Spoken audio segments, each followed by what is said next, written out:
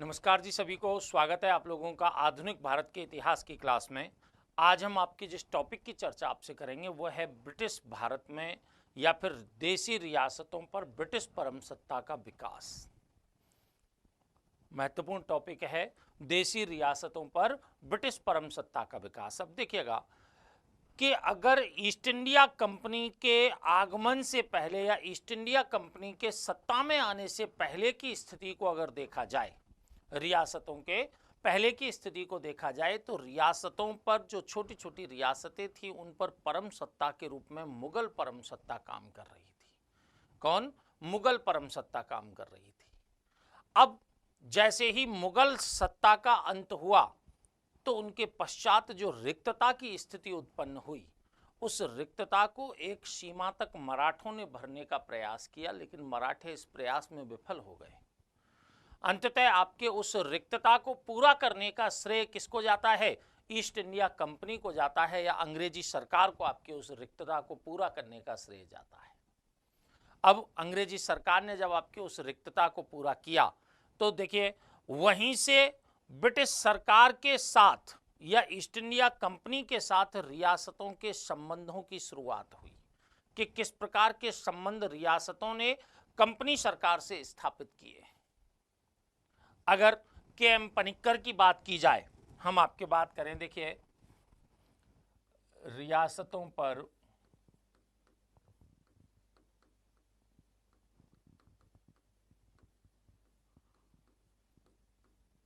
British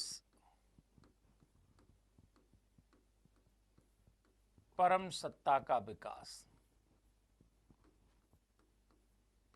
रियासतों पर British परम सत्ता का विकास। अगर इस टॉपिक की हम बात कर रहे हैं, देखिए अगर के एम पनिक्कर की बात की जाए जिन्होंने आधुनिक भारत के इतिहास का लेखन किया है, ठीक है, के एम पनिक्कर ने कहा है कि भाई रियासतों के साथ संबंधों के मामले में रियासतों को कई भागों में वर्गीकृत किया जा सकता है। ठीक है, जैसे एक तो वे रियासतें जो विभिन्न संधियों के आधार पर आपके पूर्ण स्वतंत्र व्यवहार किया करती थी, विभिन्न संधियों के आधार पर पूर्ण स्वतंत्र व्यवहार किया करती थी। और दूसरा आपके कौन सी रियासतें थीं? वे रियासतें आती थीं जिनके अंतर्गत आपके संधियों के आधार पर, संधियों के आधार पर प्राप्त अधिकारों का प्रयोग उन रियासतों के द्वारा किसी बड़ी सत्ता के नियंत्रण में रहते हुए किया जाता था। यानी कि संधियों से आपके अधिकार प्राप्त किए और उन अधिकारों का प्रयोग वो किसी बड़ी सत्ता या परम सत्ता के नियंत्रण में रहते हुए करती थी। ठीक है, और तीसरी जिनके अधिकार आपके विभिन्न घोषणा पत्रों पर आधारित हुआ करते थे वो आपकी रियासतें थी। लेकिन एक बात हमको आपके रियासती मामलों में देखनी होगी कि यहां पर देखिए प्रारंभिक ब्रिटिश काल में विभिन्न जो गवर्नर जनरल आए, विभिन्न गवर्नर जनरल आए, उनके खुद के व्यक्तिगत विचारों, उनकी महत्वाकांक्षाओं के आधार पर रियासतों के साथ संबंधों में बदलाव देखने को मिलता है।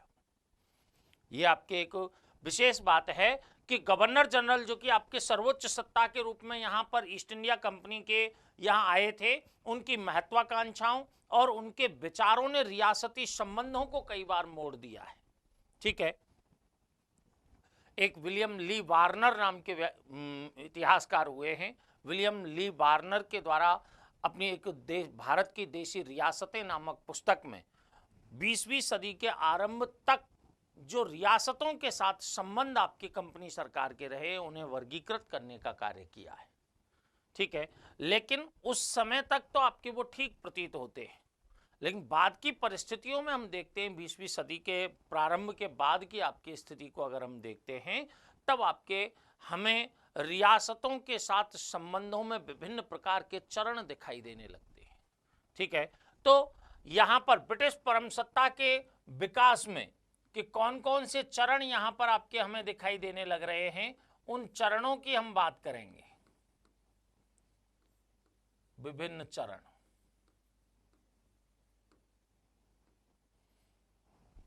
विभिन्न चरण आपके किसके? परम सत्ता के विकास के। और इसके आपके देखिए विलियम ली वार्नर, विलियम ली वार्नर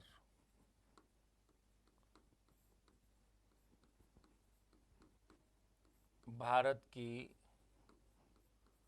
देसी रियासतें, इनकी पुस्तक का नाम क्या है? भारत की देसी रियासतें। इस पुस्तक में इन्होंने आपके इन संबंधों की व्याख्या करने का कार्य किया है कि इन्होंने विलियम ली वार्नर के द्वारा ये कार्य किया गया है। अब इन आपके संबंधों के दौरान हमें आपके कौन कौन से चरण दिखाई देते हैं, फिर एक एक चरण की हम व्याख्या करेंगे। यहां पर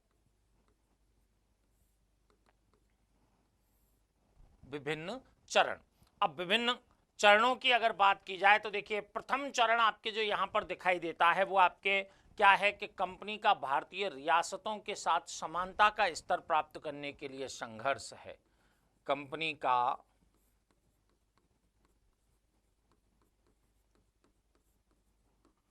भारतीय रियासतों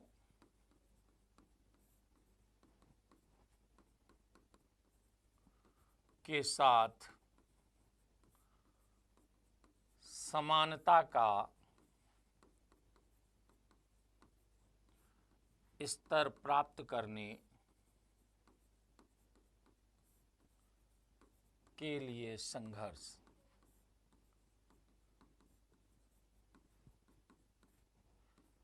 ये 1740 से 65 तक हमें दिखाई देता है। ये चरण आपके हमें कब से? 1740 से 65 तक, जब कंपनी आपके अन्य देशी रियासतों के समान स्तर प्राप्त करने के लिए परस्पर आपके रियासतों के साथ संघर्षरत हमें दिखाई देती है। ठीक है। दूसरा आपके चरण जो 1813 ईस्वी तक चलता है वो है आपके घेरे की नीति या ring fence policy. Ring fence policy, घेरे की नीति।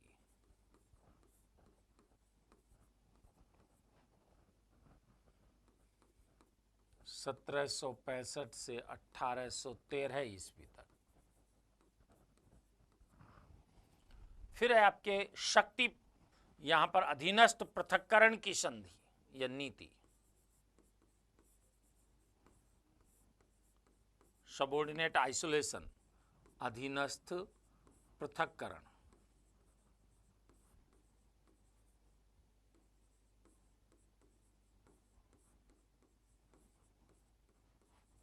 अठारह सौ 13 से लेके 1858 ईस्वी तक हमें दिखाई दे रही है आपके कौन सी?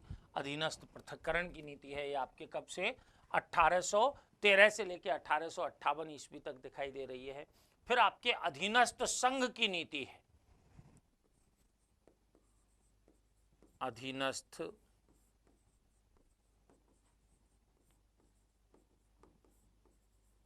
संघ की नीति। 1858 से 1935 ईस्वी तक। और एक जो लास्ट आपके यहाँ पर नीति हमें दिखाई देती है वो आपके कौन सी है कि भाई समान संघात्मक नीति है। समान संघात्मक नीति है।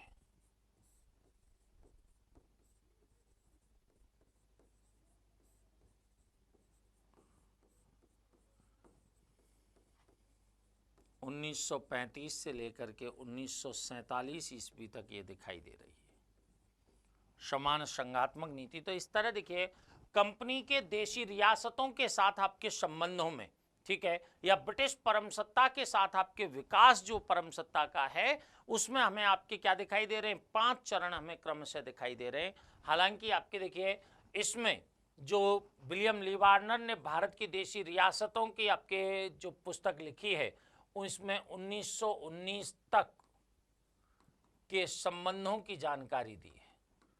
1919 तक के संबंधों की जानकारी दी है। उसके बाद के संबंध आपके इसमें प्राप्त नहीं होते हैं। ठीक है।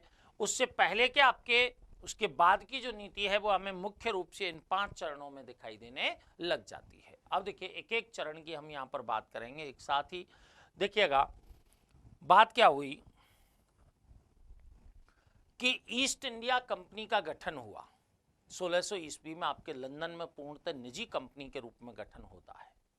व्यापारिक कंपनी थी, निजी व्यापारी, निजी ही लोग ही आपके इसके शेयर होल्डर्स थे। सरकार का इसमें किसी भी प्रकार का कोई हस्तक्षेप नहीं था। अब महारानी से आपके पूर्व के साथ व्यापार करने का पट्टा प्राप्त करके ये कंपनी पूर्व के साथ व्यापार के लिए चली और पूर्व में आपके कौन सा पड़ा, भारत, तो भारत से व्यापार करने के लिए आई। ठीक है, अब भारत से व्यापार करने के लिए आई तो सबसे पहली आवश्यकता जो इस कंपनी को यहां पर दिखाई दी वो आपकी क्या थी कि अपने साथ आपके वस्तु को परचेज अगर करना है तो इसको पैसा चाहिए। तो ये सोना और चांदी के रूप में यहाँ बुलियंस लेकर के आई, बुलियन के रूप में आपके सोना और चांदी लेकर के आई। कीमती धातुओं का प्रवाह आपके यूरोप से कहाँ की ओर, भारत की ओर होने लगा। उस आपके सोने और चांदी से इन्होंने यहाँ से क्या खरीदी, वस्तु खरीदी और उस वस्तु को कई गुना फायदा ले जाकर के कहाँ, इंग्लैंड में जाकर के बेचा। 11 गुना तक फायदा आपके एक एक वस्तु पर इन्होंने कमाया, जिससे आपके कंपनी की जो लाभ की महत्वाकांक्षा है, अधिक प्रॉफिट की जो आपके महत्वाकांक्षा है वो और बलवती होने लगी और बढ़ने लगी। जब और बढ़ने लगी तो उसी दौर में आपके देखिए क्या हुआ, हमने बताया कि भाई कि कंपनी जो प्रथम चरण है इसमें किनके, रियासतों के साथ समान स्तर प्राप्त करने की इच्छुक है। ठीक है, और देखिए अगर अधिक हमें लाभ प्राप्त करना है, अधिक लाभ प्राप्त करना है तो आर्थिक के साथ हमें राजनीतिक नियंत्रण की भी आवश्यकता महसूस होगी और उसी आपके अपनी व्यापारिक महत्वाकांक्षा को शांत करने के उद्देश्य से और रियासतों के समान आपके स्तर प्राप्त करने के उद्देश्य से कंपनी के द्वारा एक के बाद एक कई प्रकार के युद्ध यहां पर लड़े गए, एक के बाद एक कई युद्ध लड़े और अंततः आपके रियासतों के समान स्तर प्राप्त करने में सफल हो जाती है कौन सी, ईस्ट इंडिया कंपनी। तो देखिएगा वही बात हम आपके यहां कर रहे थे कि ईस्ट इंडिया कंपनी है, ईस्ट इंडिया कंपनी आपके गठन कब हो गया कि भाई 1600 में, 1600 ईस्वी में गठन हो गया। कैसी कंपनी है कि भाई निजी कंपनी है, कैसी कंपनी है, निजी कंपनी है। अब निजी कंपनी के रूप में ये आपके देखिए पूर्व के साथ व्यापार, पूर्व के साथ व्यापार, पूर्व के साथ व्यापार करने के उद्देश्य से ये कंपनी कहां की ओर आई, भारत की ओर आई। ये मान लीजिए उस समय का क्या है, भारत। ठीक है, पूर्व के साथ व्यापार करने के लिए भारत की ओर आती है कंपनी और अपने साथ कीमती धातुओं के रूप में क्या लेकर के आई, जैसे सोना और क्या लेकर के आई, चांदी। कीमती धातुओं के रूप में अपने साथ क्या लेकर के आई, सोना और चांदी। और इन धातुओं से यहां से क्या परचेज की इन्होंने, वस्तु, और वस्तु परचेज करके इसको लगभग 11 गुना लाभ कमाते हुए, 11 गुना लाभ कमाते हुए इस वस्तु को आपके कहां, इंग्लैंड में ले जाकर के बेचा, इंग्लैंड में ले जाकर के बेचा। पूरा प्रॉफिट आपके किसको आ रहा था, कंपनी को आ रहा था। ठीक है, अब यहां एक चीज हमें यह भी याद रखनी है कि जब पूरा प्रॉफिट यहां कंपनी को आ रहा है तो कंपनी की जो लाभ की महत्वाकांक्षा है वो और बढ़ी और लाभ प्राप्त करने के उद्देश्य से कंपनी राजनीतिक नियंत्रण की ओर उन्मुख हो जाती है और उसी उद्देश्य की पूर्ति के लिए भारत में इस कंपनी सरकार के द्वारा अनेक युद्ध लड़े गए। जैसे पहला युद्ध लड़ा इसने प्लासी का युद्ध, प्लासी का युद्ध कब लड़ा है, 1757 ईस्वी में। इस प्लासी के युद्ध में आपकी ईस्ट इंडिया कंपनी के द्वारा बंगाल के नवाब सिराजुद्दौला को पराजित कर दिया गया। अब बंगाल के नवाब सिराजुद्दौला को पराजित किया जाना यहाँ पर आपकी कोई विशेष लाभदायक स्थिति नहीं थी, लेकिन प्लासी के युद्ध ने आपके, प्लासी का युद्ध एक तरह से कंपनी की शक्ति का प्रदर्शन मात्र था।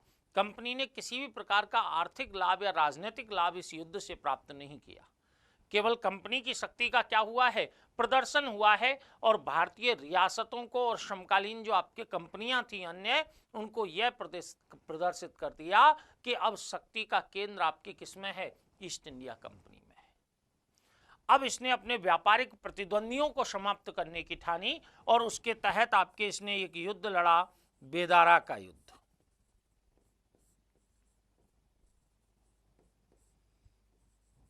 बेदारा का युद्ध 1759 में, और इसमें जो डच कंपनी है उस डच कंपनी की सत्ता को समाप्त कर दिया, व्यापारिक प्रतिद्वंदता से बाहर कर दिया, किनको? डचों को। फिर तीसरा जो संघर्ष किया है वो किया है बांडीवास का।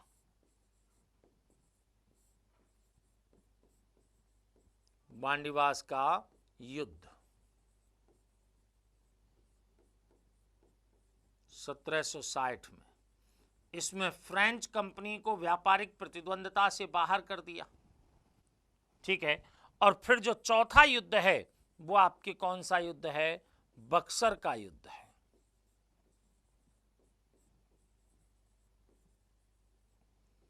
सत्रह सौ 64 ईस्वी में। और बक्सर के युद्ध में ईस्ट इंडिया कंपनी ने, वास्तव में आपके अगर जीत देखी जाए तो बक्सर के युद्ध में ही ईस्ट इंडिया कंपनी की शक्ति की जीत मानी जा सकती है, क्योंकि इस युद्ध में आपके बंगाल के अपदस्थ नवाब थे मीर कासिम। बंगाल के अपदस्थ नवाब यानी कि बंगाल के नवाब के पद से उन्हें हटा दिया गया था। हालांकि जब बक्सर का युद्ध होता है उस समय बंगाल के नवाब मीर जाफर होते हैं, ठीक है। तो बंगाल के अपदस्थ नवाब मीर कासिम, अवध के नवाब शुजाउद्दौला और मुगल बादशाह शाह आलम की संयुक्त सेना को पराजित किया है। किसने? कंपनी सरकार ने, ठीक है। और इसके पश्चात आपके एक संधि की जो इलाहाबाद की संधि के नाम से जानी जाती है। दो संधियां होती हैं इलाहाबाद की संधि की 1765 ईस्वी में। 1765 ईस्वी में आपके कौन सी संधि की गई है? इलाहाबाद की संधि की गई। और इलाहाबाद की संधि के तहत बंगाल के दीवानी अधिकार किसने प्राप्त कर लिए? कंपनी ने प्राप्त कर लिए। बंगाल के दीवानी अधिकार आपके कंपनी ने प्राप्त कर लिए, ठीक है। अब दीवानी आपके कंपनी के हाथ चली गई। यहां पर देखिए हुआ क्या, अगर इलाहाबाद की संधि को यहां पर देखें, थोड़ा सा अलग मैं आपको बता रहा हूं इसे, कि अगर इलाहाबाद की संधि को यहां पर देखा जाए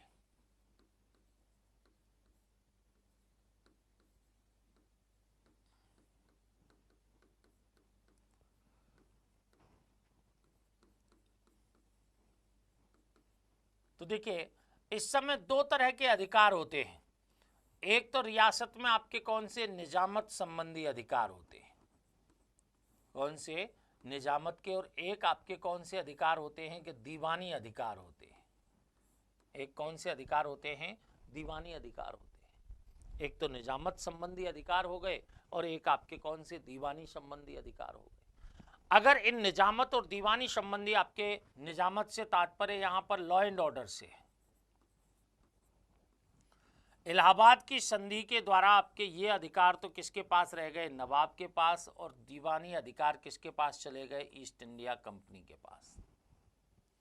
कंपनी ने क्या किया कि मान लीजिए बंगाल से आपके रेवेन्यू एकत्रित किया कंपनी ने, ये मान लीजिए रेवेन्यू आया बंगाल से, ठीक है। इस रेवेन्यू में से 53 लाख रुपए आपके किसके लिए प्रदान किए गए? नवाब के लिए, ताकि वो लॉ एंड ऑर्डर की स्थापना कर सके। 53 लाख रुपए में आपके नवाब के जो लॉ एंड ऑर्डर के अधिकार हैं उनको ही ले लिया आपके कंपनी ने। और ये जो आपके अब सरप्लस बचा है, ये अब आपके क्या बचा है? अधिशेष राजस्व बचा।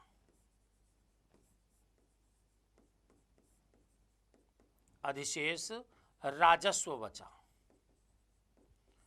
अधिशेष राजस्व बचा। इस अधिशेष राजस्व से इन्होंने आपके क्या खरीदी? वस्तु। और इस वस्तु को ले जाकर के कहां पर बेच दिया? इंग्लैंड में ले जाकर के बेच दिया। इससे कंपनी आपके 100% फायदे की स्थिति में आ गई। 100% फायदे की स्थिति में कंपनी आ गई। क्यों? क्योंकि हमारा ही पैसा और हमसे ही सामान खरीदा और उसको ले जाकर के इंग्लैंड बेच दिया।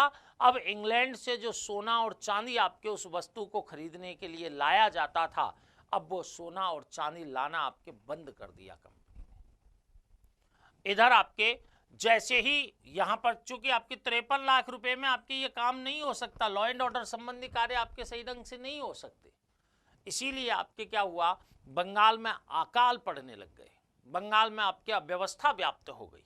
अव्यवस्था व्याप्त हुई तो आपके क्या हुआ? इसका पूरा की पूरा दोष आपके नवाब पर मढ़ दिया गया। क्यों?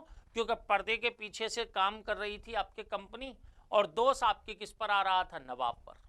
इसी कारण आपके 1772 ईस्वी के आसपास कंपनी ने नवाब का जो पद है उसको लगभग समाप्त कर देती है और खुद आपके निजामत संबंधी अधिकारों सहित आपके एक रियासत का दर्जा प्राप्त कर लेती है। ईस्ट इंडिया कंपनी रियासत के दर्जे के रूप में आ गई। तो यहां हमने आपकी बात आपसे की कि देखिए यहां दीवानी किसके पास चली गई है, ईस्ट इंडिया कंपनी के पास चली गई। लेकिन हमको ये बात याद रखनी है कि यहां पर आपके बंगाल की अर्थव्यवस्था है वो बिल्कुल बिगड़ने लग जाती है और 1772 का समय है, 1772 ईस्वी का समय है जब आपकी कंपनी एज ए रियासत के रूप में सामने आ जाती है। कंपनी एज ए रियासत के रूप में सामने आ जाती है और यहां पर आपके देखिए रेगुलेटिंग एक्ट जो आया, रेगुलेटिंग एक्ट के तहत बंगाल के गवर्नर को बंगाल के गवर्नर जनरल का पदनाम दे दिया जाता है और प्रथम गवर्नर जनरल के रूप में किसे नियुक्त किया गया, वारेन हेस्टिंग्स को नियुक्त किया गया।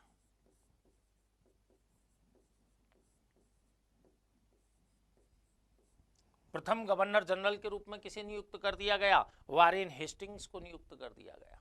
अब हमको एक बात यहां ये भी देखनी है कि आप एक बात देखिएगा कि ये प्रथम चरण है जब कंपनी सरकार रियासतों के समान स्तर प्राप्त करने के लिए संघर्षरत है, ठीक है, 40 से 65 तक, ठीक है। और ये आपके द्वितीय चरण है जब कंपनी सरकार रियासतों के समान स्तर प्राप्त कर चुकी है, बंगाल के नवाब की फॉर्म में आ गई आपकी कंपनी। जब बंगाल के नवाब की फॉर्म में आई कंपनी तो यहां पर देखिए एक चेंज आपके वारेन हेस्टिंग्स के द्वारा एक पॉलिसी की शुरुआत यहां पर की गई।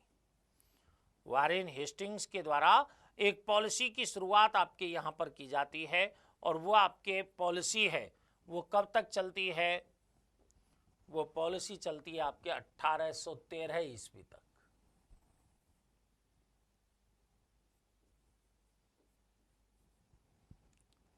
1765 से लेकर के 1813 ईस्वी तक की जो आपकी पॉलिसी है उसको क्या नाम दिया गया है, घेरे की नीति, घेरे की नीति।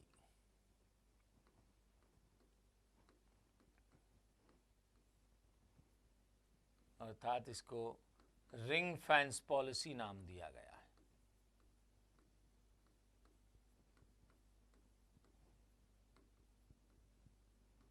रिंग फेंस पॉलिसी नाम दिया गया है। अब देखिए यहां पर क्या था कि वारेन हेस्टिंग्स आपके बंगाल के गवर्नर जनरल के रूप में हैं, शासक के रूप में स्थापित हो गए हैं। अब वारेन हेस्टिंग्स के समक्ष जो सबसे बड़ी समस्या थी वो समस्या आपके क्या थी, वो समस्या थी कि बंगाल में है, ये कहां पर हैं, बंगाल में। बंगाल के एक और आपके क्या है, समुद्र है, नीचे आपके हिंद महासागर है, इधर आपके अरब सागर है। तो समुद्र के तो आपके कंपनी वाले किंग थे, समुद्र में आसानी से किसी भी सत्ता से पराजित नहीं हो रहे थे, ठीक है। इसलिए कंपनी को खतरा क्या था कि भाई अब अगर आपके बंगाल पर आक्रमण हुआ तो बंगाल के लोगों के पास तो इन्होंने कुछ छोड़ा नहीं, अब अगर लुटेगी तो कौन लुटेगी, कंपनी लुटेगी। कंपनी लुटेगी तो आपके क्या होगा कि, और आक्रमण का खतरा किधर से था कि भाई पश्चिम से, उत्तर पश्चिम से, और ये खतरा भी आपके किसके रूप में था, अहमद शाह अब्दाली।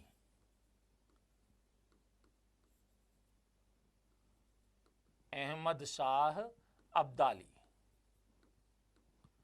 और मराठों का खतरा आपके किनका था, अहमद शाह अब्दाली और मराठों का खतरा था, क्योंकि अहमद शाह अब्दाली और मराठों की लूटपाट का दौर चल रहा था, ठीक है। तो वारेन हेस्टिंग्स ने सोचा कि भाई कि बंगाल को हमें सुरक्षित किया जाना है, तो बंगाल की सुरक्षा के उद्देश्य से वारेन हेस्टिंग्स के द्वारा कौन सी पॉलिसी, घेरे की नीति या रिंग फेंस पॉलिसी आपके यहां पर लाई जाती है। इस रिंग फेंस पॉलिसी के द्वारा आपके क्या करना था कि बंगाल के चारों ओर एक ऐसी बाढ़ का निर्माण कर दो, एक ऐसी बाढ़ का निर्माण कर दो जिसमें आपके जो बफर राज्य बनेगा, ठीक है, वो बफर राज्य आपके इनके आक्रमण रूपी खतरे का सामना करेगा, आक्रमण रूपी खतरे का सामना करेगा और बंगाल आपके सुरक्षित बच जाएगा।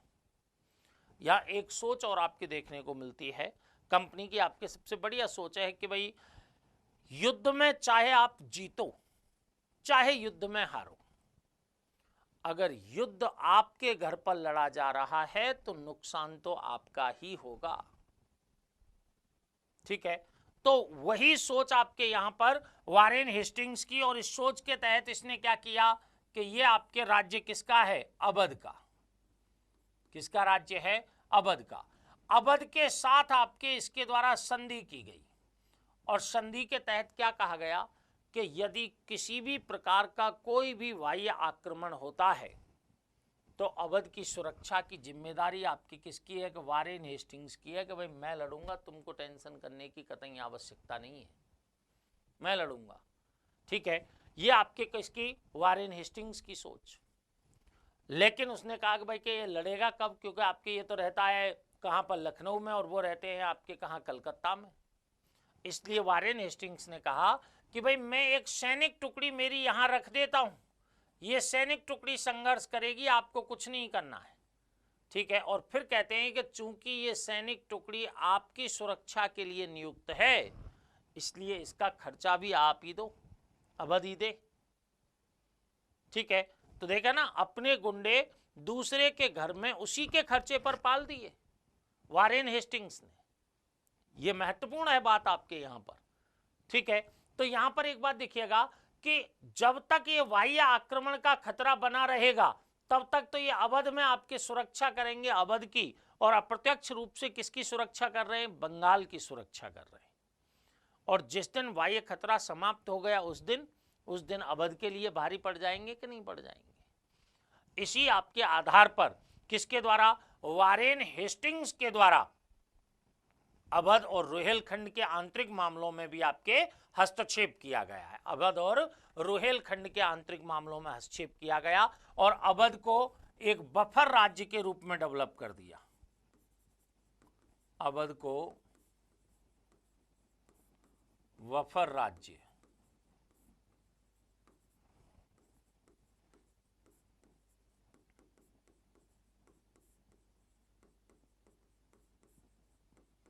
विकसित किया। और देखिए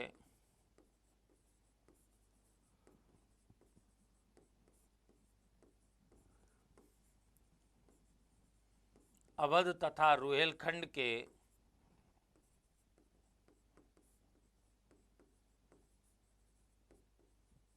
आंतरिक मामलों में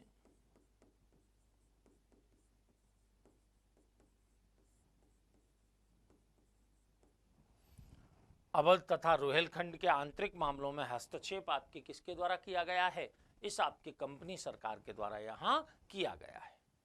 ठीक है, तो ये बात आपके यहां पर किसके, वारेन हेस्टिंग्स के समय हो गई। लेकिन अब इस समय वैश्विक राजनीति में भी आपको एक बड़ा चेंज दिखाई देगा। कैसे, 1798 का समय है। 1798 में नेपोलियन बोनापार्ट का उदय होता है, कहां, फ्रांस में।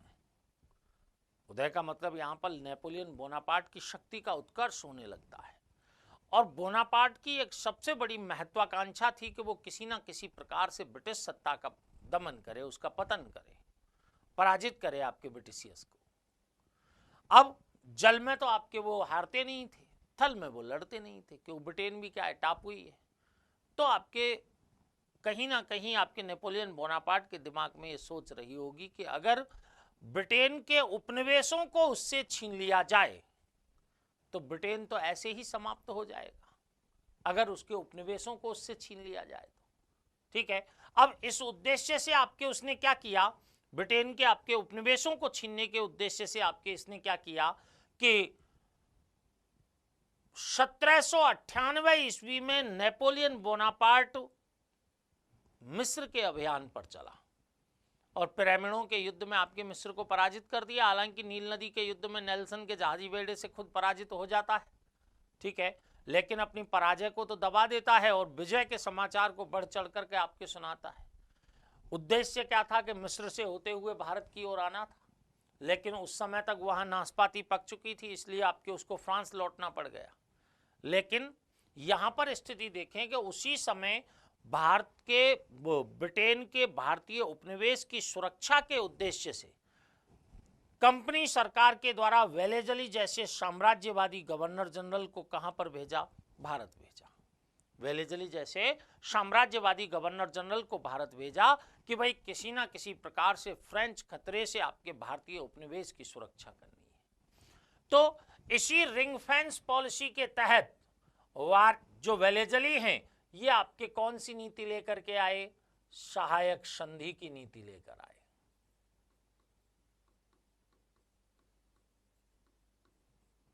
सहायक संधि की नीति लेकर के आए। किसके अंतर्गत है ये? रिंग फेंस पॉलिसी के अंतर्गत ही है।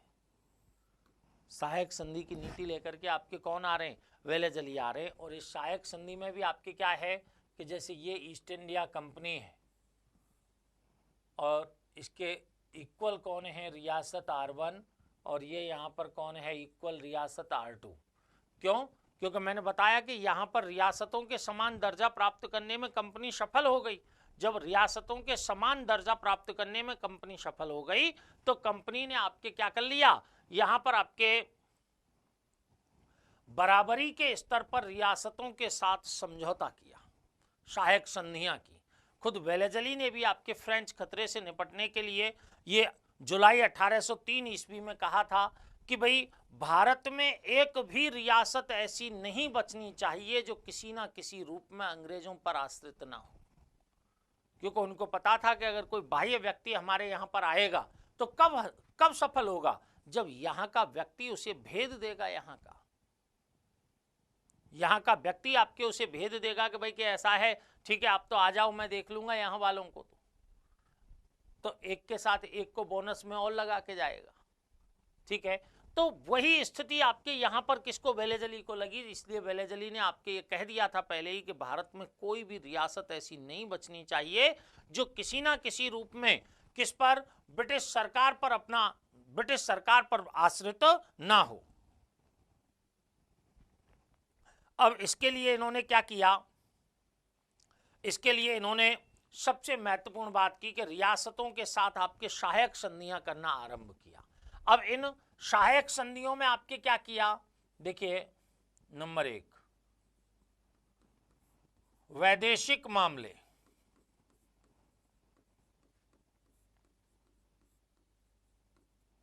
रियासतों के वैदेशिक मामले कंपनी के नियंत्रण में, कंपनी के नियंत्रण में रहेंगे।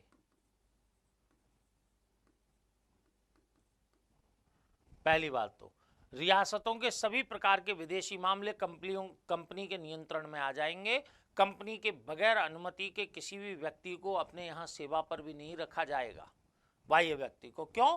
क्योंकि अपने को तो जो कोई यहाँ आता है सभी अंग्रेज लगते हैं, चाहे कोई रशियन हो, चाहे फ्रेंच हो, चाहे आपके डच हो, कोई भी हो, आपके सब अंग्रेज लगते हैं।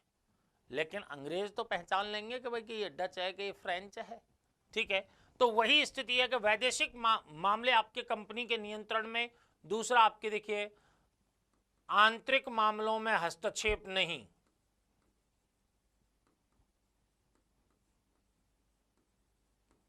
आंतरिक मामलों में हस्तक्षेप नहीं। तीसरी बात, रियासतों में एक एक पॉलिटिकल एजेंट की नियुक्ति। रियासतों में एक एक पॉलिटिकल एजेंट की नियुक्ति की जाएगी। कहां पर? देशी रियासतों में, जो आपके रियासतों में ब्रिटिश हितों की देखभाल करेगी। तो रियासतों में ब्रिटिश हितों की देखभाल के लिए एक एक पॉलिटिकल एजेंट की नियुक्ति की जाएगी। चौथी बात, आपके सेना रखी जाएगी और इस सेना का खर्चा आपके कौन देगा? इस खर्चा देगी आपके संबंधित रियासत। संबंधित रियासत, संबंधित रियासत आपके इसका खर्चा उठाएगी। इसमें यह भी प्रावधान कर दिया था कि अगर रियासत छोटी है तो वो नकद राशि प्रदान कर दे, रियासत बड़ी है तो वो आपके क्या करे? रियासत बड़ी है तो वो यहाँ पर आपके भूखंड प्रदान कर दे, भूमि क्षेत्र प्रदान कर दे। ठीक है, नेक्स्ट आपके इसके बदले में आपके क्या है? देखिए, रियासतों को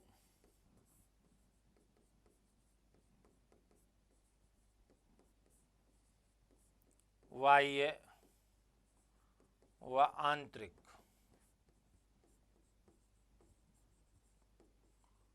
संकट में सहायता, संकट में सहायता दी जाएगी। किसके द्वारा दी जाएगी सहायता?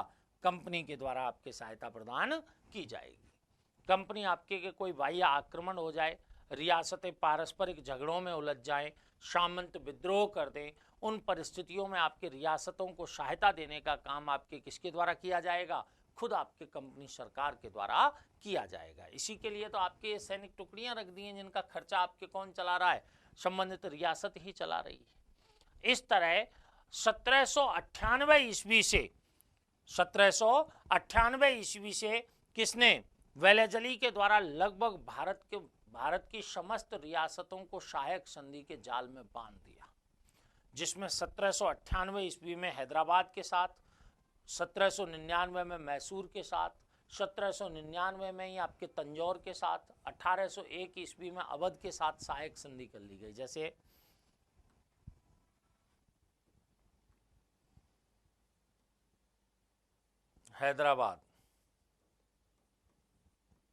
हैदराबाद के साथ कब की गई है? कि 1798 में।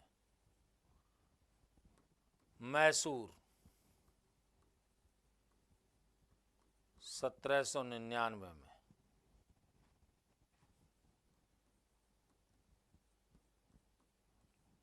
तंजौर 1799 में।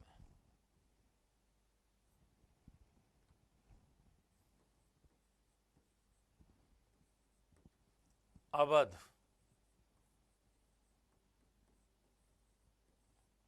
1801 ईस्वी में। पहली रियासत आपकी कौन सी बन जाती है? हैदराबाद रियासत बन जाती है। ठीक है, उसके पश्चात मैसूर है, फिर पेशवा के साथ 1802 में, 1803 में भोंसले के साथ, 1802 में आपकी किसके साथ कर ली गई है? पेशवा के साथ।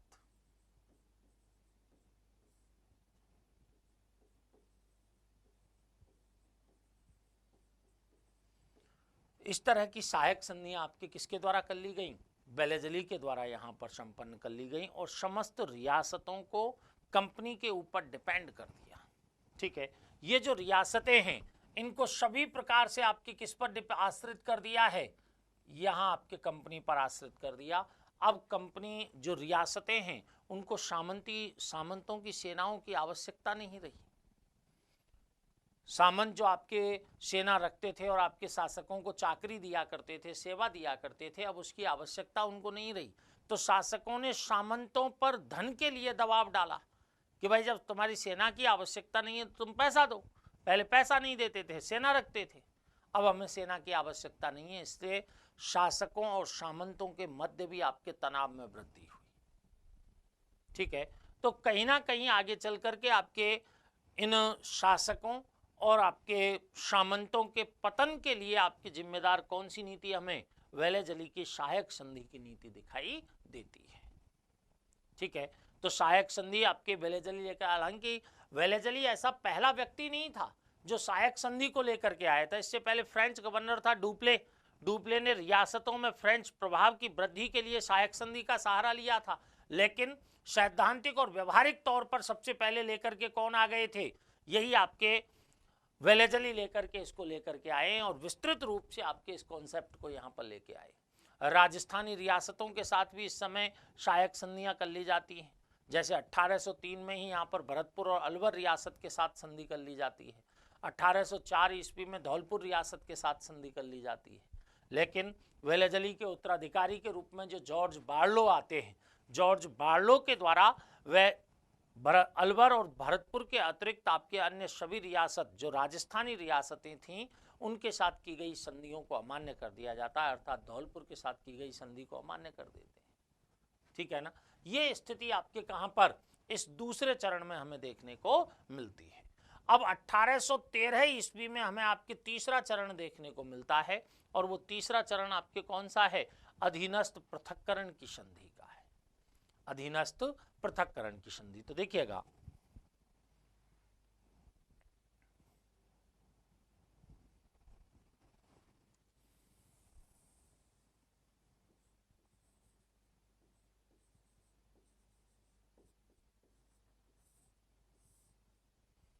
1813 ईस्वी में यहाँ पर आपके गवर्नर जनरल के रूप में देखा जाए तो गवर्नर जनरल के रूप में आपके कौन आते हैं यहाँ, लॉर्ड हेस्टिंग्स आते हैं।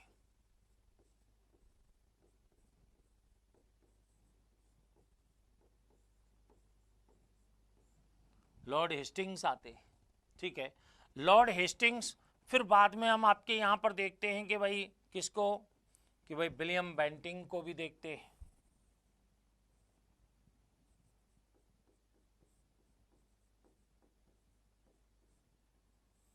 और फिर हम आपके किसको, कि भाई डलहौजी को भी यहाँ पर देखते हैं।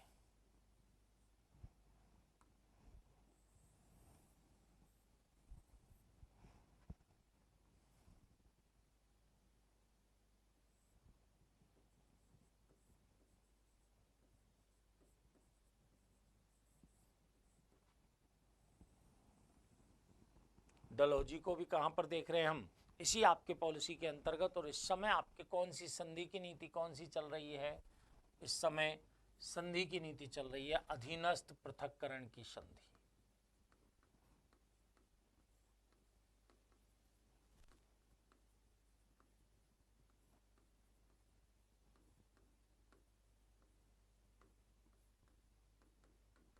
अधीनस्थ पृथक्करण की संधि, ठीक है। 1813 से लेकर के 1858 ईस्वी तक आपके कौन सी संधि चली है, अधीनस्थ पृथक्करण की संधि चली है, ठीक है। 1813 ईस्वी में लॉर्ड हेस्टिंग्स यहां पर आए तो आपको एक चीज यहां पर याद रखनी होगी कि अभी तक समस्त राजस्थानी रियासतें हैं वो किसी ना किसी रूप में ईस्ट इंडिया कंपनी पर आश्रित हो गई और बराबरी के दर्जे की और डिमांड कर रही थी।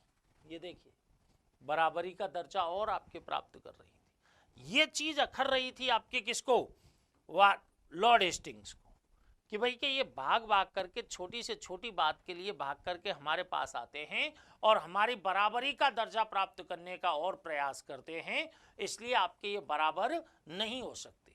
इनकी नीति के कुछ आपके आधार होते हैं, इसके किसके, लॉर्ड हेस्टिंग्स की नीति के कुछ आधार होते हैं। आधार आपके क्या थे, देखिए आधार थे, एक तो परम सत्ता का सिद्धांत, परम सत्ता का सिद्धांत, कि भाई ऐसा है ईस्ट इंडिया तुम्हारी अधीनस्थ ना होकर के आपके किस रूप में है, परम सत्ता के रूप में है, ठीक है। जैसे पहले मुगल परम सत्ता थी वैसे ही अब आपके कौन सी, ईस्ट इंडिया कंपनी आपके परम सत्ता के रूप में है। अब ईस्ट इंडिया कंपनी आपके परम सत्ता के रूप में, इसको स्वीकार करना है आपके। यदि किसी रियासत ने इस परम सत्ता को स्वीकार नहीं किया तो इनकी नीति का दूसरा आधार था हस्तक्षेप की नीति।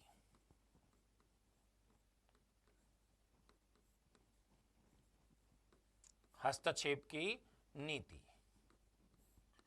और तीसरा आधार था कि हस्तक्षेप इस सीमा तक करेंगे कि वो रियासत युद्ध के लिए उतारू हो जाए, तब आपके क्या करेंगे कि भाई युद्ध करेंगे और शांति स्थापित कर देंगे, युद्ध करेंगे और शांति स्थापित कर देंगे। किसकी नीति थी ये, आपके लॉर्ड हेस्टिंग्स की नीति थी, ठीक है। अब इसी उद्देश्य से लॉर्ड हेस्टिंग्स के द्वारा आपके क्या किया गया, लॉर्ड हेस्टिंग्स ने आपके इसी उद्देश्य से, यहाँ देखिए नीति के आपके कि ये तो अब आपके कौन हो गई, ईस्ट इंडिया कंपनी हो गई। इस ईस्ट इंडिया कंपनी की अब अधीनस्थ रियासतें कौन सी हो गई, R1, R2 और R3, R1, R2 और R3, ये इसके क्या हैं, अधीनस्थ हैं, ठीक है। ईस्ट इंडिया कंपनी है, ईस्ट इंडिया कंपनी के अधीनस्थ आपके रियासत R1, रियासत R2 और रियासत R3, ठीक है। ये तो हो गई बात अधीनस्थ की। फिर कह रहे हैं कि ये रियासतें एक दूसरे से पृथक पृथक हैं, अर्थात एक रियासत में घटित हो रही किसी भी घटना का प्रभाव अन्य रियासत पर नहीं पड़ना है। और दूसरा, इस रियासत को इस रियासत से अगर किसी भी प्रकार का संबंध रखना है तो मध्यस्थ के रूप में आपके कौन काम करेगी, कि कंपनी सरकार काम करेगी। कौन काम करेगी, कि कंपनी सरकार काम करेगी। मध्यस्थ के रूप में। इससे इन रियासतों को अपनी औकात का एहसास हो जाएगा। ठीक है, ये आपके कौन सी नीति है? अधीनस्थ पृथक्करण की नीति है। अब इसके उद्देश्य से आपके देखिए लॉर्ड हेस्टिंगस के द्वारा दक्षिण की रियासतों के साथ संधि करने के लिए जॉन माल्कम को नियुक्त किया। किसको नियुक्त किया है? जॉन माल्कम को। और उत्तरी रियासतों के साथ संधि करने के लिए चार्ल्स मैटकॉफ को नियुक्त किया। चार्ल्स मैटकॉफ को नियुक्त किया। और चार्ल्स मैटकॉफ ने जो प्रारूप तैयार किया, उस प्रारूप के आधार पर राजस्थान की आपके लगभग सभी रियासतों 1817 में आपके करौली से लेकर के 1817 में करौली से लेकर के 1823 ईस्वी में कहाँ तक? सिरोही तक ईस्ट इंडिया कंपनी ने आपके रियासतों के साथ संधियां कर ली गई। रियासतों के साथ आपके कंपनी कर ली गई। इस समय कंपनी की साम्राज्यवादी नीति का आधार अगर देखा जाए तो राजनीतिक और आर्थिक आपके अधिक दिखाई देता है। इस समय देखिए लॉर्ड हेस्टिंगस के सामने आपके दो तरह के परिवर्तन हमें आपके कंपनी की नीति में दिखाई देते हैं। एक तो क्या कि जो ब्रिटिश पॉलिटिकल एजेंट ब्रिटिश हितों की देखरेख के लिए रियासतों में नियुक्त किए गए थे, उन पॉलिटिकल एजेंट्स का रियासतों के आंतरिक मामलों में हस्तक्षेप बढ़ जाता है। पहला तो ये चेंज आपके देखने को मिला।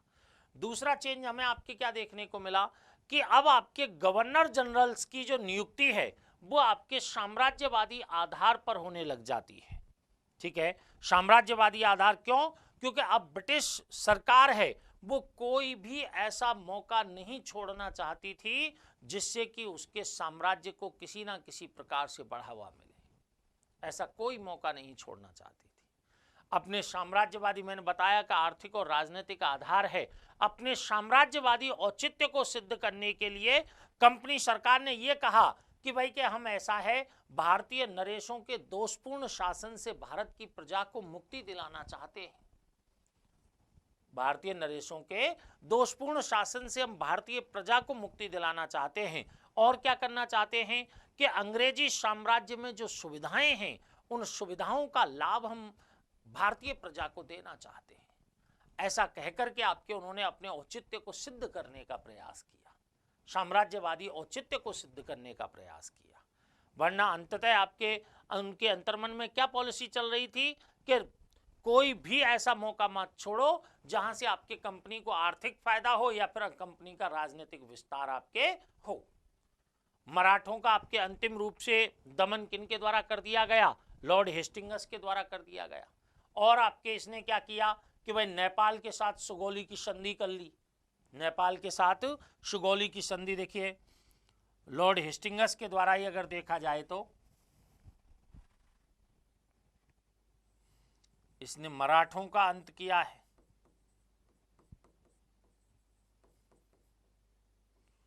मराठों का अंत किया।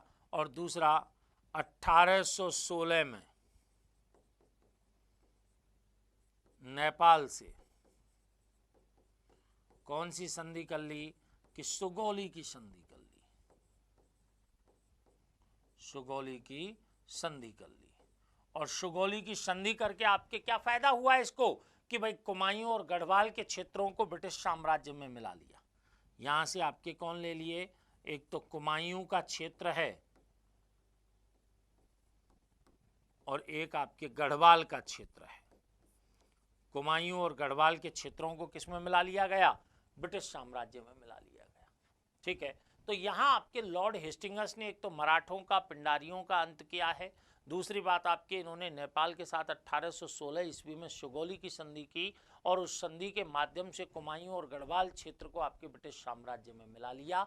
मैंने बता दिया कि इस समय गवर्नर जनरलों की नियुक्ति का आधार भी आपके साम्राज्यवादी हो चुका था। कंपनी सरकार आपके ऐसा कोई भी मौका नहीं खोना चाहती थी जिससे कि आपके ब्रिटिश साम्राज्य में विस्तार ना हो, ब्रिटिश साम्राज्य में विस्तार हो। ठीक है, उसका कोई मौका नहीं छोड़ना चाहती थी, लाभ चाहिए अब आपकी कंपनी को। विलियम बेंटिंक के समय आपके देखिए, विलियम बेंटिंक के समय कुशासन के आधार पर रियासतों में हस्तक्षेप होने लग जाता है। कुशासन के आधार पर रियासतों के विलय की नीति को आपके आधार मिल जाता है, साम्राज्यवादी विस्तार की नीति को आधार मिल जाता है। किसके समय? विलियम बेंटिंक के समय।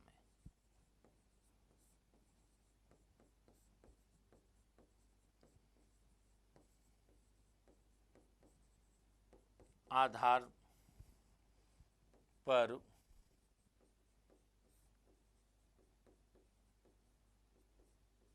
साम्राज्यवादी विस्तार, इसकी शुरुआत तो किसके समय हो गई? बेंटिंक के समय शुरुआत हो गई। लेकिन याद रखना है, ऑकलैंड के द्वारा इसे मजबूती प्रदान की गई है। विलियम बेंटिंक ने आपके देखिए 1831 में मैसूर को, 1832 में कुर्ग को और 1835 ईस्वी में जयंतिया को आपके यहाँ पर विलय कर लिया गया। 1831 ईस्वी में आपके किसका विलय कर लिया है? मैसूर का। 1832 ईस्वी में कुर्ग का विलय, 1832 में आपके कुर्ग का विलय। तो देखिए 1831 में इसने मैसूर, 1832 ईस्वी में कुर्ग का विलय कर लिया, 1835 ईस्वी में जयंतिया का आपके विलय कर लिया जाता है। ब्रिटिश साम्राज्य के विस्तार में ये नई नीति है आपके कुशासन के आधार पर साम्राज्यवादी विस्तार की नीति है, उसको आधार मिल जाता है किसके समय? विलियम बेंटिंक के समय। हालांकि इसको मजबूती प्राप्त होती है इस आधार को, कुशासन के आधार पर विलय को, लॉर्ड डलहौजी के काल में। किसके काल में? लॉर्ड डलहौजी के काल में। अब देखिए लॉर्ड डलहौजी यहां पर आए। अगर डलहौजी की बात हम करें, किन की बात करें? डलहौजी की हम बात करें तो डलहौजी आपके सबसे बड़े साम्राज्यवादी गवर्नर जनरल के रूप में दिखाई देते हैं। यानी कि ईस्ट इंडिया कंपनी के साम्राज्य का जो सर्वाधिक विस्तार है वो जितना आपके डलहौजी के काल में हुआ है, शायद ही आपके अन्य किसी गवर्नर जनरल के काल में हुआ हो। 1848 ईस्वी में ही आपके डलहौजी भारत के गवर्नर जनरल बन करके आ जाते हैं और ब्रिटिश साम्राज्य का सर्वाधिक विस्तार इनके द्वारा किया जाता है। किनके द्वारा? डलहौजी के द्वारा। देखिएगा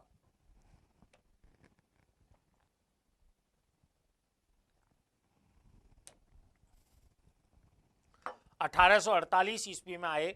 अब इन्होंने देखिए डलहौजी ने क्या किया है, सर्वाधिक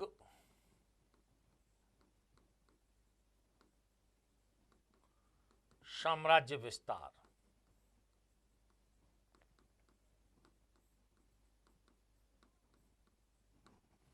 सर्वाधिक साम्राज्य विस्तार आपके इसके काल में हुए, जिसके 3 आधार हमें दिखाई दे रहे हैं। 3 आधार आपके कौन कौन से हैं? युद्ध के माध्यम से विलय,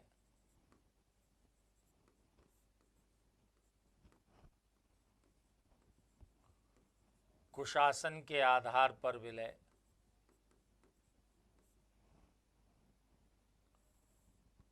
और गोद निषेध के आधार पर विलय।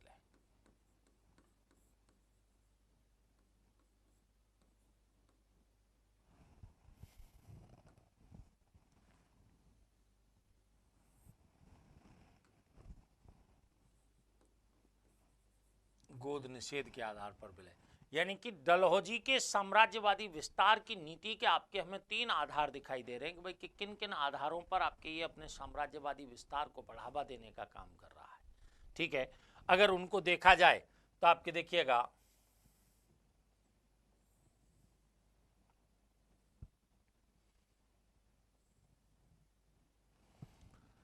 यहां पर अगर इस बात को देखा जाए कि भाई के साम्राज्यवादी विस्तार आपके किसके द्वारा? डलहौजी के द्वारा किया जा रहा है। ठीक है, अब इस डलहौजी के द्वारा जो आपके युद्ध के माध्यम से विलय किया गया है उसमें 1849 में पंजाब का विलय और 1800 देखिए 1849 पंजाब, 1850 सिक्किम,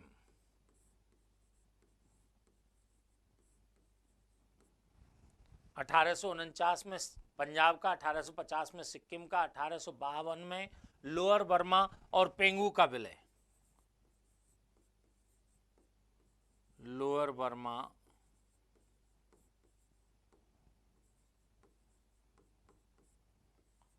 एंड पेंगू का विलय।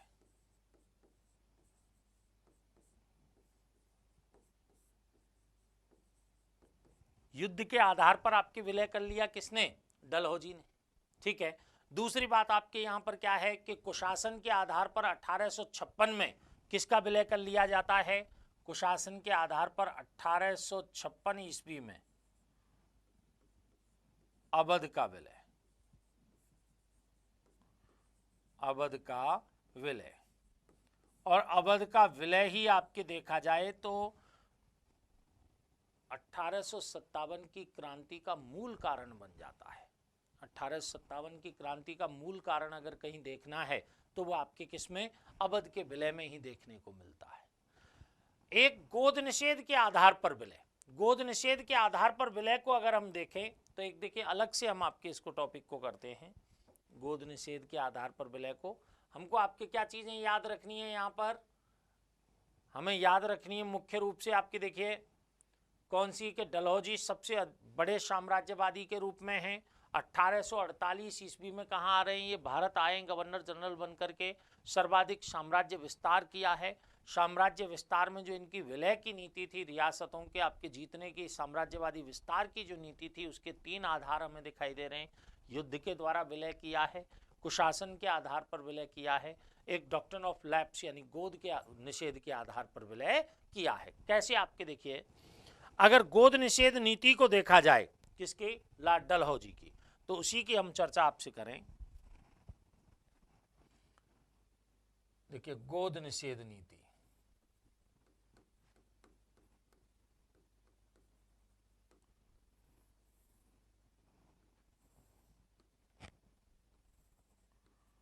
नीति क्या है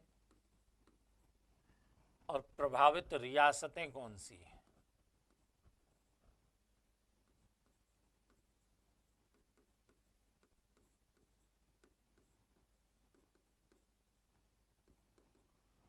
विलय की नीति है ये, मूल रूप से आपकी किसकी नीति है? विलय की नीति। देखिए सबसे पहले हम बात करें पॉलिसी की। देखिए इस नीति के अंतर्गत लॉर्ड डलहौजी के द्वारा क्या किया गया कि रियासतों को 3 वर्गों में आपके विभक्त किया गया। 3 वर्गों में कैसे? एक रियासतें कौन सी हैं कि भाई R1 रियासतें हैं, एक रियासतें कौन सी थी कि R2 रियासतें थी, एक तीसरी रियासतें कौन सी हैं कि R3 रियासतें हैं।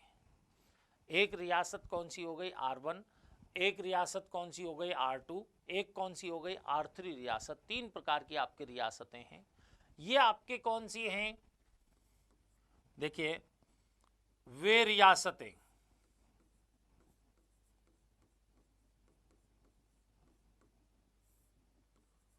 जो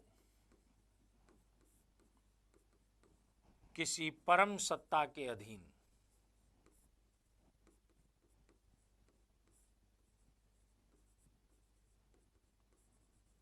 किसी परम सत्ता के अधीन नहीं थी।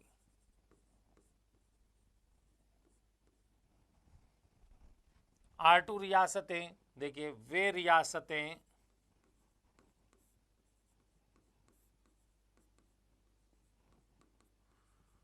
जो परम सत्ता के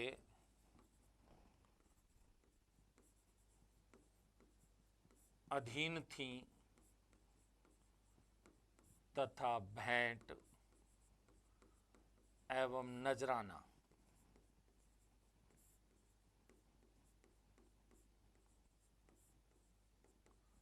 प्रस्तुत करती थी।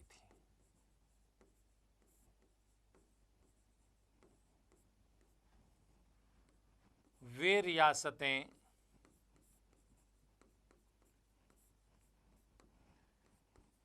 जिनका गठन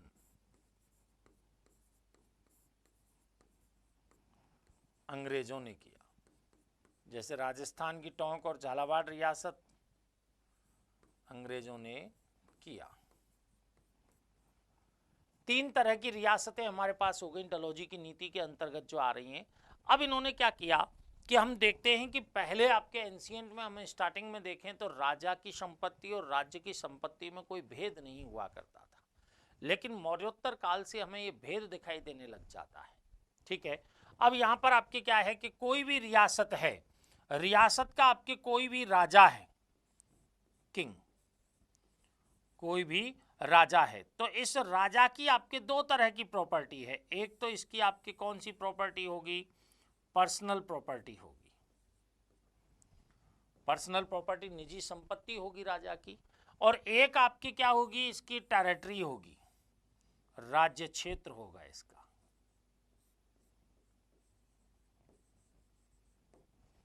राजा है, राजा की एक तो निजी संपत्ति होगी और एक आपकी क्या होगी, उसकी टेरिटरी या राज्य क्षेत्र होगा। ठीक है, प्रत्येक रियासत के पास आपके 2 तरह के मामले हमें देखने को मिलते हैं। 2 तरह के मामले भी आपके कौन से, देखिए इस रियासत में अगर कोई, देखिए वैध पुत्र का मामला है और एक दत्तक पुत्र है। इस रियासत में भी आपकी किसका, वैध पुत्र का मामला है और दत्तक पुत्र का मामला है। और इस रियासत में भी आपके वैध पुत्र का मामला है और दत्तक पुत्र का मामला है। तीनों रियासतों में आपके दोनों तरह के मामले हैं।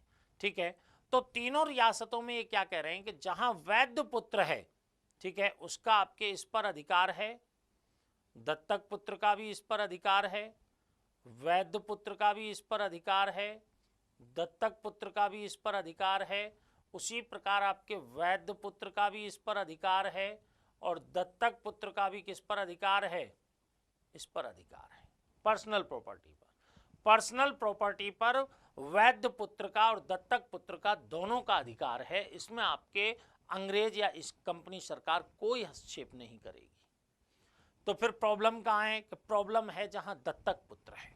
और दत्तक पुत्र के मामले में आपके वो क्या कह रहे हैं कि ये अगर R1 रियासत का दत्तक पुत्र है तो इसका आपके किस पर अधिकार है, टेरिटरी पर अधिकार है। वैध पुत्र का भी है, इसमें कुछ नहीं करेंगे वो। दूसरा आपके इसके वैध पुत्र का भी अधिकार है और दत्तक पुत्र का अधिकार है कि नहीं है, इसको हम सोच के बताएंगे कि भाई कि होगा कि नहीं होगा। डलहौजी कहता है सामान्यतः हम अनुमति दे देंगे, लेकिन आवश्यक नहीं है कि अनुमति देंगे ही देंगे। और वैध पुत्र के मामले में R3 रियासत का अधिकार तो है, लेकिन दत्तक पुत्र के मामले में यह अधिकार नहीं है।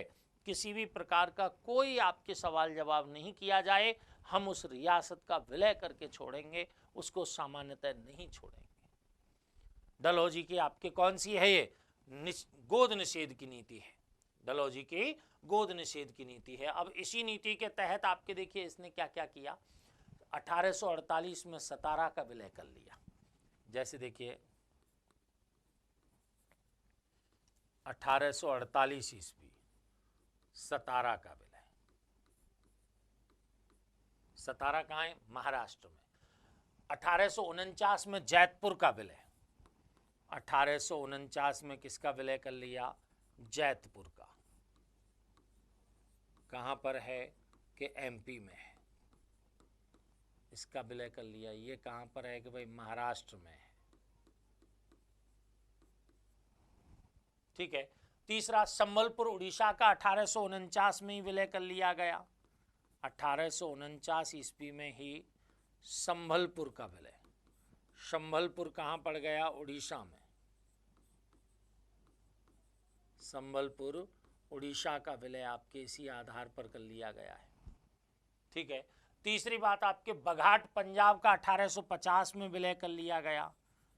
1850 में बघाट पंजाब का विलय कर लिया गया। बघाट पंजाब का विलय कर लिया गया। उदयपुर का आपके विलय 1852 ईस्वी में कर लिया गया। 1852 ईस्वी में उदयपुर, या कहीं कहीं उदयपुर लिखा हुआ मिल जाता है, लेकिन याद रखना है कि ये एमपी वाला है। कहाँ का है? एमपी वाला। ठीक है। इसके अतिरिक्त आपके झांसी का 1853 में, 1853 में आपके झांसी यूपी का विलय कर लिया गया। 1854 ईस्वी में नागपुर का विलय कर लिया गया। 1854 ईस्वी में नागपुर महाराष्ट्र का विलय कर लिया गया। और 1855 ईस्वी में करौली का विलय कर लिया गया। लेकिन करौली का जो विलय किया है, इस करौली के विलय को आपके किसके द्वारा? कोर्ट ऑफ डायरेक्टर्स के द्वारा निरस्त कर दिया जाता है कि भाई करौली हमारे संरक्षित मित्र के रूप में है, इसलिए इसका विलय नहीं किया जाएगा।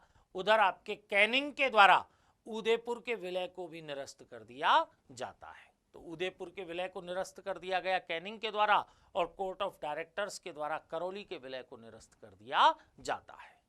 ठीक है। ये आपकी किसकी? डलहौजी की आपकी गोद निषेध नीति है, जिसके अंतर्गत आपके इसने रियासतों के विलय की नीति को बल प्रदान किया है। अब इसी में हम आपके लौटते हैं। देखिए कि यहां पर क्या हुआ, गोद निषेध का आपके ये पॉलिसी हुई। ठीक है। इसके पश्चात इनकी जो नीति थी ये, इसी के कारण आपके कालांतर में 1857 का विद्रोह भड़क उठता है। और इस विद्रोह के भड़क उठने के कारण कंपनी की आपके पॉलिसी में नीतिगत परिवर्तन हमें दिखाई देते हैं। कंपनी अपनी पॉलिसी में आपके नीतिगत परिवर्तन लाती है और रियासतों को अपने सहायक के रूप में स्थापित करने का कार्य करती है।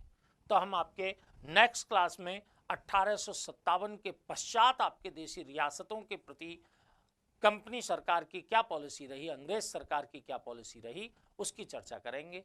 तब तक के लिए धन्यवाद।